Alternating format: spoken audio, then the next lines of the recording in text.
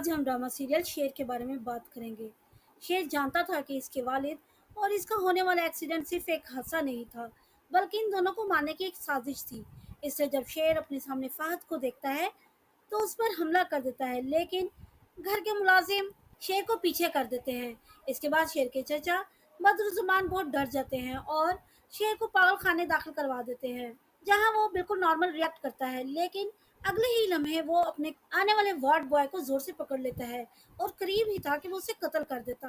लेकिन अचानक से फजर सामने आ जाती है और शेर फजर को देखकर वार्ड बॉय को छोड़ देता है और मेंटल हॉस्पिटल के हेड तहमीना साहिबा से कहते हैं कि आपको अब तक इनकी कंडीशन समझ आ गई होगी कि किस तरह आपका बेटा नॉर्मल बैठे हुए अचानक से खूनख्वार हो जाता है।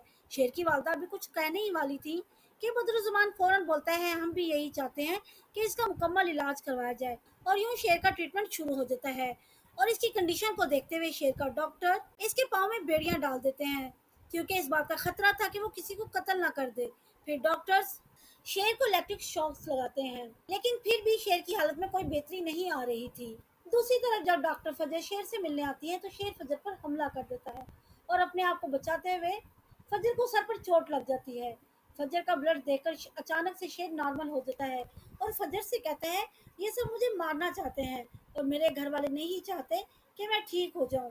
शेर की बात सुनकर फजर शेर से वादा करती है कि वो खुद इसका इलाज करेगी और शेर बिल्कुल ठीक हो जाएगा।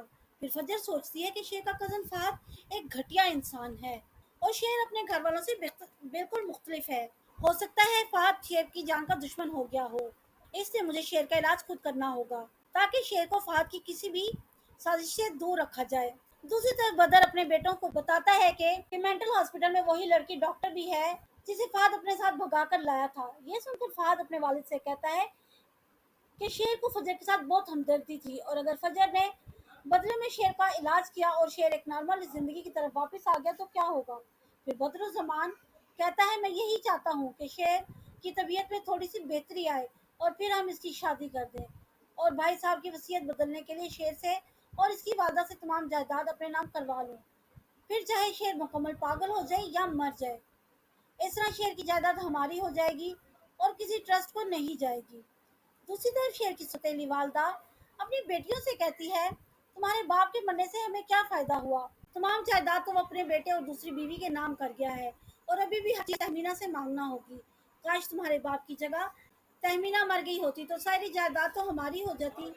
फिर फजर अपने वालिद से कहती है कि मीर जमान का बेटा शेर इसकी हॉस्पिटल में दाखिल है और उसकी हालत अच्छी नहीं है।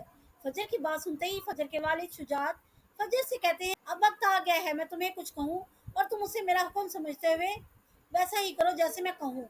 फजर अपने वालिद की बात समझ नहीं पाती। फिर फजर के वालिद फजर से कहते हैं कि तुम शेर को हॉस्पिटल में मार दो